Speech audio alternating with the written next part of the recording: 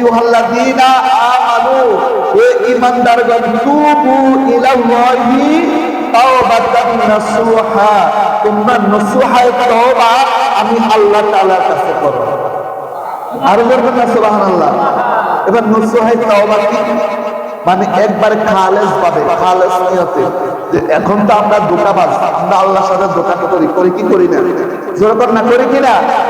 আরে আমরা রাত্রেবেলা, রাতের অন্ধকারে আমরা গুনাহ করছি, গুনাহ করার ফলে এবার যখন একটু অনুশোচনা চলে আসছে, আল্লাহ আমাকে গুনাহ করে ফেলছে, আল্লাহ আমি আর গুনাহ করতাম না, এ গুনাহ আর করবো না।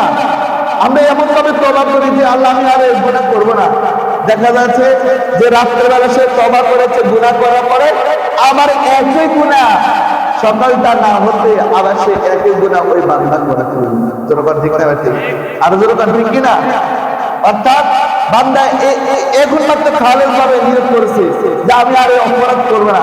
দেখা যায় শয়তান ধোঁকা দিয়েছে ওই বান্দাকে, ওই শয়তান ধোঁকা দেওয়ার ফলে বান্দা আবার পুনরায় সেই গুনাহ করে ফেলেছে। আসলে নাই, যেরকম আসলে নাই আছে। এই কারণে আল্লাহ বলেছেন তোমরা খালেস নিয়তে, খালেস ভাবে আমি আল্লাহ তাআলার কাছে মাফ চাই।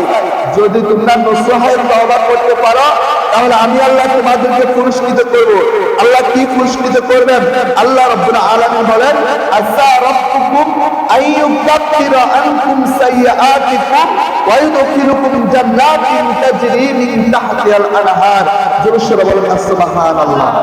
আল্লাহ তাআলা বলেন যদি তোমরা নসুহায়ে তওবা করতে পারো, তওবা করার মতো তওবা করতে পারো, যদি তোমরা খালেস নিয়তে আমি আল্লাহ তাআলার কাছে মাফ চাইতে পারো, আমি আল্লাহ বলে দিলাম তোমাদের অপরাধগুলি আমি আল্লাহ সাথে সাথে মাফ করে দেব। আর বলবেন সুবহানাল্লাহ। মাফ করবেন কে? আর জোরে বলেন কে? আল্লাহ মাফ করে দিবেন বলছেন।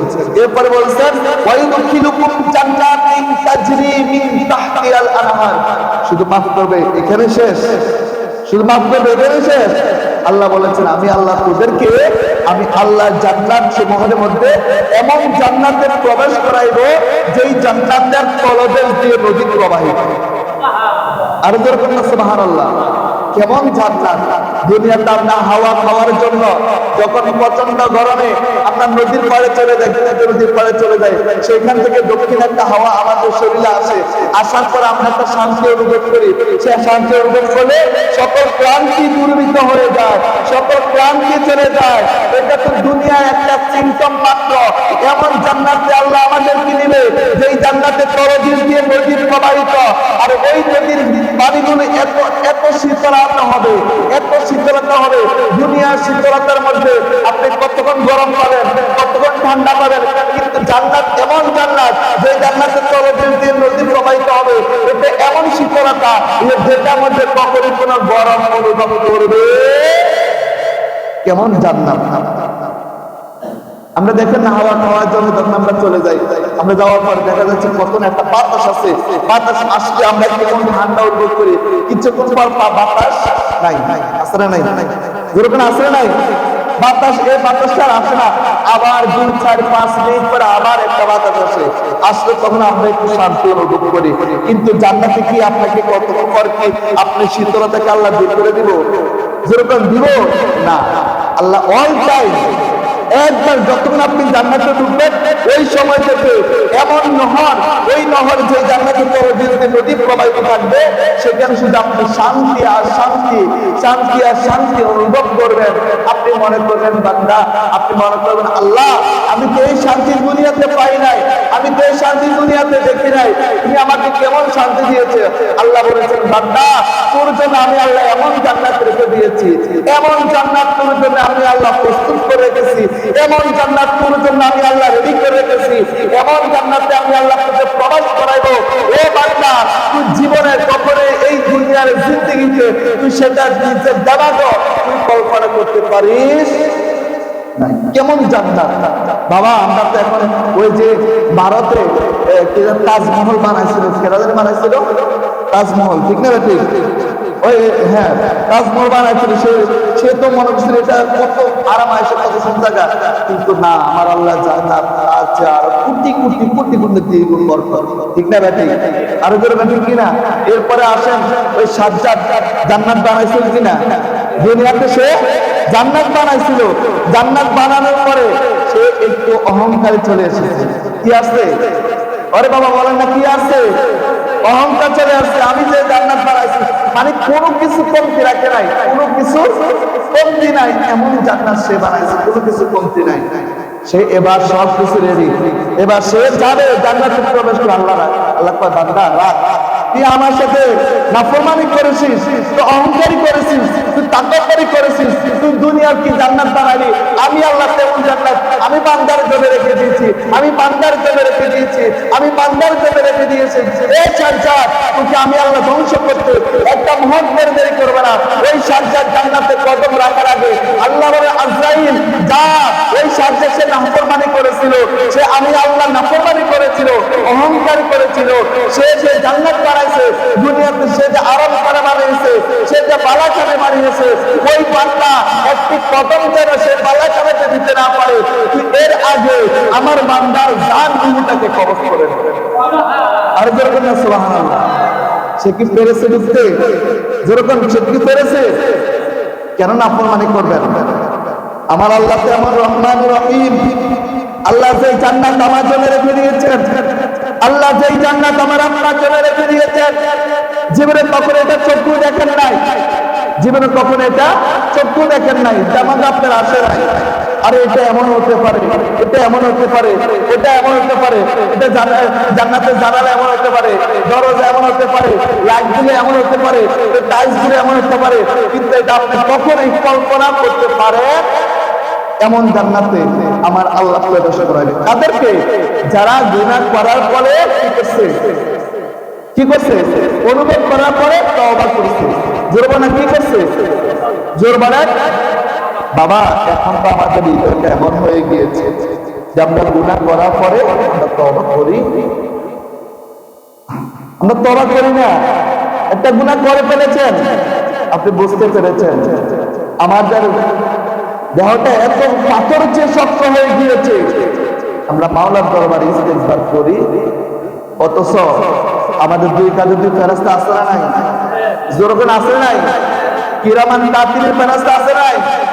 ডান কাঁধে ফেরেশতা আপনার আমল লেখে, বাম কাঁধে ফেরেশতা আপনার কি লেখে? জোরবেন কি লেখে? কিরামান কাতিবিনা ইয়ালামুনা মা তাফালুন। আল্লাহ দুই কাঁধে দুই ফেরেশতা নিযুক্ত করে দিয়েছে। ডান কাঁধে ফেরেশতা রেখে দিয়েছেন, বান্দা যখন নেক আমল করবে, যখন আমি আল্লাহকে সিজদা করবে, যখন আমি আল্লাহকে ডাকবে, ও ডান কাঁধে ফেরেশতা কিরামান ফেরেশতা তুই বান্দার নেকগুলো লিখে রাখিস। একটা মুহূর্তের দেরি করবি না। আমার বান্দা সকালবেলা নিয়ত করেছে জুমার নামাজটা পড়বে, কি করেছে? জোরবানা কি করেছে?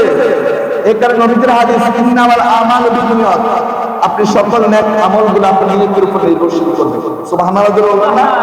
বান্দা সকালবেলা নিয়ত করেছে যে সে আজকে জুমার নামাজ পড়বে, যখনই সে নিয়ত করেছে তখন থেকে বান্দার আমলনামায় নেকি লেখা শুরু হয়ে গিয়েছে। আরো যেরকম না সুবহানাল্লাহ। আপনি কালকে রাত্রে নিয়ত করেছেন যে এভাবে হোক আজকে জুমাটা পড়বো, আগামী দিন জুমাটা পড়বো, কালকে থেকে গতকাল থেকে আপনার আমলনামায় নেকি অটোমেটিক পৌঁছাতে এখনো রয়েছে। সুবহানাল্লাহ বলবেন না?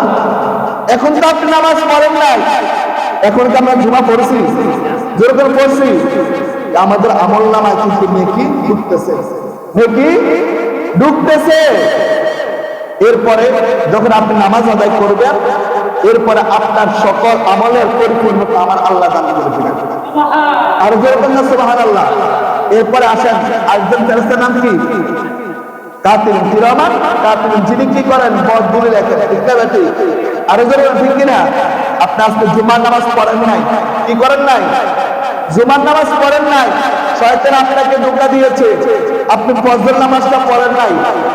আল্লাহ বলেছেন এই ফেরেশতা থামো, আমার বান্দাকে একটা সুযোগ দাও। দেখো না বান্দানি আমার কাছে তওবা করে, দেখো না বান্দানি কি করে? আমার কাছে তওবা করে, দেখো না বান্দাকে একটা সুযোগ দাও না। 2-3 ঘন্টা পেরিয়ে গেল, সময় পেরিয়ে গেল, 12 ঘন্টা পেরিয়ে গেল, এখন কিন্তু ওই ফেরেশতাকে আল্লাহ নিষেধ করে দিয়েছেন, এখন দেখিস নাকি বান্দা আমার কাছে তওবা করে, ঠিক না বেটি? বান্দা নাকি আমার কাছে তওবা করে, লেখিস না, সাবধান, লেখিস না। বান্দা 24টা ঘন্টা যখন পেরিয়ে যায় আল্লাহ তাআলার কাছে তওবা না করে, তখন আল্লাহ বলে, ওই হতভাগা বান্দা, তুই তো তওবা করলি না, তুই তো আমি আল্লাহ তাআলার কাছে মাফ চাইলি না, নামাজও পড়লি না। তখন ওই কাফির ফেরেশতা আপনার বদগুলো লেখা শুরু করে দেয়। নাউজুবিল্লাহ, জোরে বলবেন না? আর সুবহানাল্লাহ, নাউজুবিল্লাহ। দেখেছেন কত সুযোগ আল্লাহ আমাদেরকে করে দিয়েছে, কিন্তু আমরা আজকে এমন হতভাগা বান্দা, আমরা আজকে ইবাদত করার সুযোগ পাই না। এই কারণে আল্লাহ রাব্বুল আলামিন বলেছেন, ওয়ালাউ আন্নাহুম ইয যালামু আনফুসাহুম জাউকা ফাস্তাগফিরুল্লাহা ওয়াস্তাগফারা লাহুমুর রাসূলা লাওয়াজাদুল্লাহা তাওয়াবার রাহিমা। চিৎকার করুন আল্লাহু আকবার, আর জোরে আল্লাহু আকবার। আল্লাহ রাব্বুল আলামিন বলেছেন, ও বান্দা, তুমি যখন গুনাহ করবে, নিজের আত্মার উপর জুলুম করবে, নিজের আত্মার উপরে জুলুম করবে, তখন তোমরা আমি আল্লাহ তাআলার নিকট ক্ষমা চাও, আর তোমরা রাসূলের নিকটে চলে যাও। সুবহানাল্লাহ, জোরে বলেন না? এখানে কি বলেছে? ওয়ালাউ আন্নাহুম ইযলামু আনফুসাহুম জাউকা ফাস্তাগফিরুল্লাহা ওয়াস্তাগফারা লাহুমুর রাসূলা। আল্লাহ শুধু নিজের একার কথা বলে নাই, তোমরা যখন গুনাহ করবে, গুনাহ করার পরে তোমরা আমি আল্লাহ তাআলার কাছে মাফ চাও। শুধু আমি আল্লাহ তাআলার কাছে নয়, তোমরা আমার রাসূলের নিকটে চলে যাও। আল্লাহ আপনার রাসূলের নিকটে কিভাবে যাব? আল্লাহ বলে দিচ্ছেন, আমার রাসূলের নিকটে যেতে হবে না, তোমরা যখন আমি রাসূলের উসিলা দিয়ে আমি আল্লাহ তাআলার কাছে মাফ চাইবা, আমার রাসূলের দোহাই দিয়ে যখন আমি আল্লাহ তাআলার কাছে ক্ষমা চাইবা, আমি আল্লাহ সাথে সাথে তোমাদেরকে আমি আল্লাহ মাফ করে দেব। আর করবেন না সুবহানাল্লাহ। তাহলে গুনাহ করেছি কার? যে গুনাহগার বাবা, জবান নাই আপনাদের, গুনাহ করেছি কার? তো গুনাহ করার পরে আল্লাহ কি বলেছেন? লাওয়াজাদুল্লাহা ওয়ালা আন্নাহুম ইযলামু আনফুসাহুম জাউকা ফাস্তাগফিরুল্লাহা। তোমরা ইস্তিগফার করো, ক্ষমা চাও আল্লাহ তাআলার কাছে, ওয়াস্তাগফারা লাহুমুর রাসূলা, এবং তোমরা এই ইস্তিগফার নিয়ে আমার রাসূলের নিকটে চলে যাও। অর্থাৎ আপনি রাসূলের উসিলা দিয়ে আল্লাহ তাআলার কাছে মাফ চাইবেন। তখন আল্লাহ তাআলা বলেন, লাওয়াজাদুল্লাহা তাওয়াবার রাহিমা। আমি আল্লাহর রহিম নামের খাতিরে, দয়াল নামের খাতিরে আমি আল্লাহকে বান্দার গুনাহগুলো মাফ করে দিব। আর যেরকম না সুবহানাল্লাহ। তাহলে আমরা গুনাহ করি, আমাদের জীবনে গুনাহ আছে না নাই? জোরে বলেন, গুনাহ আছে না নাই? গুনাহ আছে, এই জন্য আমরা ক্ষমা চাইতে হবে। জোরে বলেন, ঠিক না বেটি? আরো জোরে বলেন, ঠিক কিনা? এই জন্য আল্লাহ রাসূল সাল্লাল্লাহু আলাইহি সাল্লাম হাদিসে মুবারকের মধ্যে আল্লাহ রাসূল সাল্লাল্লাহু আলাইহি সাল্লাম তিনি নবীজি বলেছেন, যে ব্যক্তি সর্বদা আল্লাহ তাআলার কাছে মাফ চায়, ক্ষমা চায়, আপনারা বলেন কি চায়? জোরে বলেন, কি চায়? যে ব্যক্তি সর্বদা আল্লাহ তাআলার কাছে মাফ চায়। এই কারণে নবীজি প্রতিদিন 70 বার থেকে 100 বার তওবা করতেন। সুবহানাল্লাহ, জোরে বলেন না? কতবার বাবা? 70 থেকে 100 বার তওবা করতেন। আমার নবীর কি কোনো গুনাহ আছে? নবীর কোনো গুনাহ আছে? কেউ যদি বলে করে যে নবীর কোনো গুনাহ আছে, তাহলে সে ডাইরেক্ট বেঈমান হয়ে যাবে। নাউজুবিল্লাহ, জোরে বলেন। আর জোরে বলেন নাউজুবিল্লাহ। কিন্তু নবীজি কেন তওবা করেছেন? নবীজি কেন তওবা করেছেন? উম্মতকে শিক্ষা দেওয়ার জন্য তওবা করেছেন। সুবহানাল্লাহ, জোরে বলেন না? যে হে আমার উম্মতেরা, আমি নবী তওবা করেছি, আল্লাহ তাআলার কাছে মাফ চাচ্ছি। এই নয় যে আমি নবী গুনাহগার, না, আমি নবী তোমাদেরকে শিক্ষা দিয়ে যাচ্ছি। কারণ নবীদের শিক্ষা উম্মতে মুহাম্মাদের জন্য ধর্ম হয়ে গিয়েছে। নবীজি যা করে গিয়েছে সেগুলো আমাদের উম্মতে মুহাম্মাদের জন্য আল্লাহ ধর্ম হিসেবে কবুল করে নিয়েছে। আর যেরকম না সুবহানাল্লাহ। এই কারণে নবীজি বলেছেন, আমি নবীজি প্রতিদিন 70 থেকে 100 বার তওবা করি। ও উম্মত, তুমিও প্রতিদিন 70 থেকে 100 বার তওবা করো। যখন তুমি প্রতিদিন এইভাবে ইস্তিগফার করবে, তওবা করবে, আমি আল্লাহ তুমি সারা দিনের যত বড় গুনাহ করেছো না কেন, আমি আল্লাহ সারা দিনের সমস্ত গুনাহগুলি এই তওবা ইস্তিগফার করার কারণে আমি আল্লাহ মাফ করে দিব। আর যেরকম না সুবহানাল্লাহ।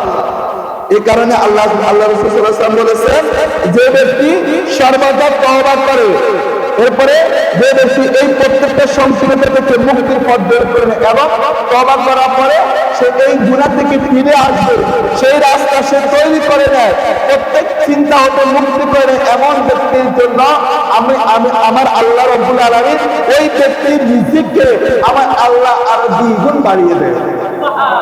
অর্থাৎ আপনি গুনাহ করেছেন, আমি গুনাহ করেছি, গুনাহ করার পরে যদি আমরা তওবা করে মাফ চাই, আল্লাহ তাআলার কাছে পড়ে ফিরে, আল্লাহ মাবুদ গো, গুনাহ করেছি, অন্যায় করেছি, এই নফসের সাথে জুলুম করেছি, গুনাহ করেছি।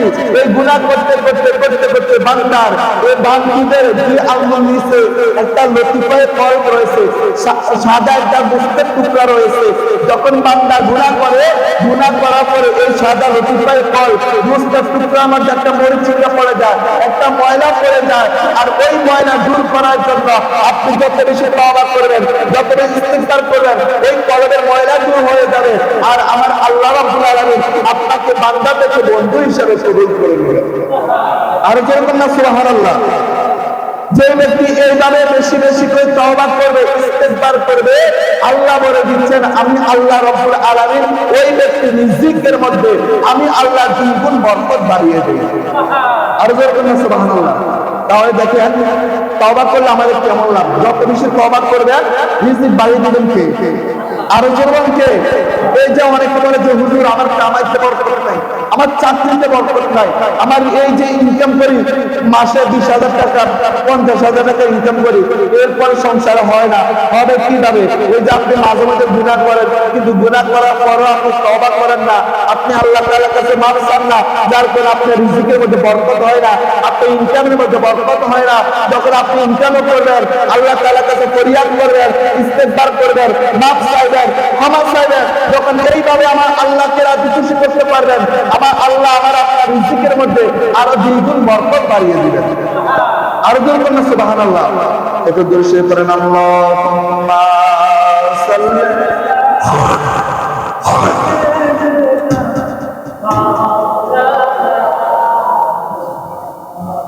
ওয়া আলা আলি সাইয়্যিদিনা।